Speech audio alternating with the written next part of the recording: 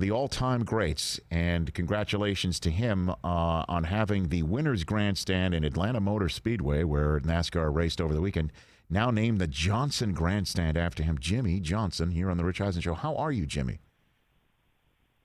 I'm doing great. I love that dialogue earlier about Big Bag of Leaves and my ESPN commercial. That was awesome. Yes, that was during the commercial break of the NBCSN audience. We'll bring it right here. You did a SportsCenter commercial with Steve Levy. My nickname and many big nickname for him is Big Bag of Leaves. Right? You did a SportsCenter ad where you took apart a speed bump in the Bristol parking lot. I did. Our cars are pretty low to the ground, and clearly I was having an issue with parking my car at work. So that was the play on that SportsCenter commercial. It was a lot of fun. Where are you calling in right now from, Jimmie? Where are you right now?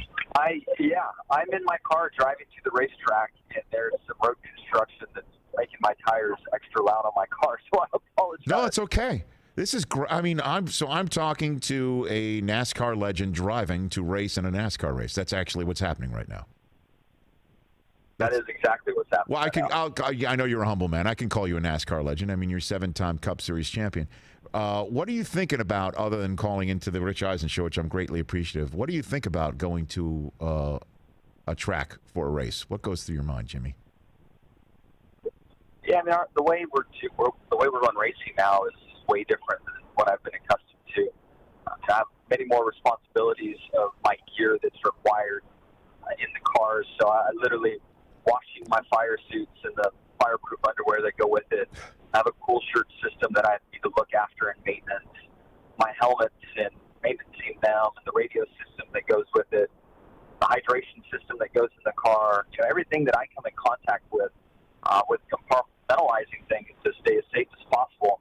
I've now inherited all of those responsibilities. So literally, I was stressing earlier, making sure I had all my stuff packed up and right, that I wouldn't show up to the track and not have something that I needed. But as I'm driving up, without practice or qualifying, there really isn't a lot to be worried about. My car's going to roll in off the transporter. They unload it. It goes through tech. It sits on the grid, and I get in. The first lap we make is on one of our parade laps. So there's really not a lot to think about right now.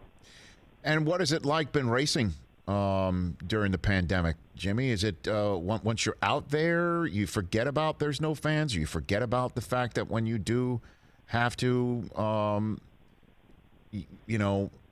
do anything, that there's a health protocol involved in it? Yeah, I mean, the fan piece, without a doubt, pre-race, post-race, commuting in, there's so many parts of my experience now where you, without a doubt, notice the fans aren't there. Being in these huge venues with only the essential personnel and actually racing and not doing like a practice session or a testing session is really bizarre. But when you're in the car and at work, our eye line is so focused on competition, and you're caught up in battling the competitors and your car itself, you kind of lose sight of that. I'm thankful that I'm not in a sport where you really feed off the energy, or you can hear the fans that feed off of that. That would take a huge adjustment to get used to. So in the racing headspace, it is business as usual, but as soon as you come out of that, you're just like, whoa, this is way different. So, we were just talking with our previous guest, Rick Carlisle, about The Last Dance. This is your, I guess, last ride, right? Not tonight specifically, but this last season. Is there any thought in your mind, Jimmie, unless I'm telling any tales out of school when it comes to this thought process for you, any thought in your mind saying, you know what, this last season being so unique, it's in the middle of a pandemic, I want to maybe hope that the next NASCAR season isn't in the midst of the pandemic, that what we are living life like in COVID-19 world is removed, and you could just have one last, if you will, normal season. Anything like that going through your mind, Jimmie? When the pandemic started, that question was asked from media, and then even in my own head, and chatted it over with my wife. But as I went through the quarantine lockdown experience, I got a real look at what life might be like not racing every weekend, and it really only cemented my feelings to make this my last full-time year in NASCAR. And what also helps me stick to that is I have a bucket list of races, a bucket list of cars that I still want to experience. So fortunately, I'm in a sport where I can, and I've had enough success where I can eventually and hopefully kind of call my shots. Say, hey, here's the top 4 or 5 races I've always wanted to experience, but haven't had the time to because I'm 38 weeks a year in NASCAR. So I'm looking at that list now, trying to develop it. The lockdown and shutdown and the economic, issues that follow. I'm not sure what 21 will look like, but that was my plan pre-pandemic. Was let me go race these different cars and on these different tracks and these different series, and really have fun and bring it down to a 10 to 15 race schedule instead of 38. So, can you walk me through that list right now, Jimmie Johnson? Absolutely. Yeah, so for me, I think it's kind of a mixed bag of being honest with myself about some opportunities that'll go away quickly, and that would be IndyCar. I've always wanted to drive an IndyCar. I'm not interested in their ovals, so the Indy 500 would be out, but to experience one of their cars on a road course or a variety of road courses would be really amazing to me. I had a chance to drive a Formula One car a couple of years ago, and that just lit the fuse for me. I'm like, wow, this is amazing. I want to do more of that. I've always had a big interest in endurance sports car racing, and there's a longer runway for that kind of racing for me. The marquee event there would be the 24 Hours of Le Mans. Sure. There's another event here in the States called the Rolex 24. So there's some sports car racing I'd like to look really hard at. Well, I mean, so you're saying you're talking bucket list, and the Brickyard on Memorial Day weekend is not on your bucket list, Jimmie Johnson, if you could? As a young man without a family, the Indy 500 was absolutely top of my list. I had a window of opportunity to pursue it. Mr. Hendrick, who I drive for NASCAR, was going to allow it.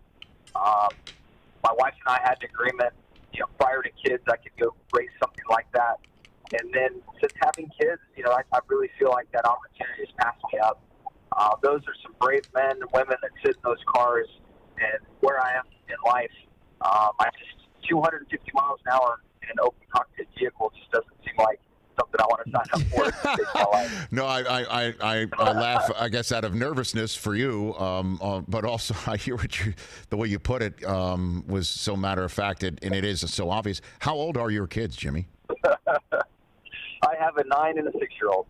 And so you're cooped up with them, and you say, "I want to stay here." Like, my God, I think you're running off to the racetrack, and my Lord, your father of the year. That's a great point, but yes, I did have that experience.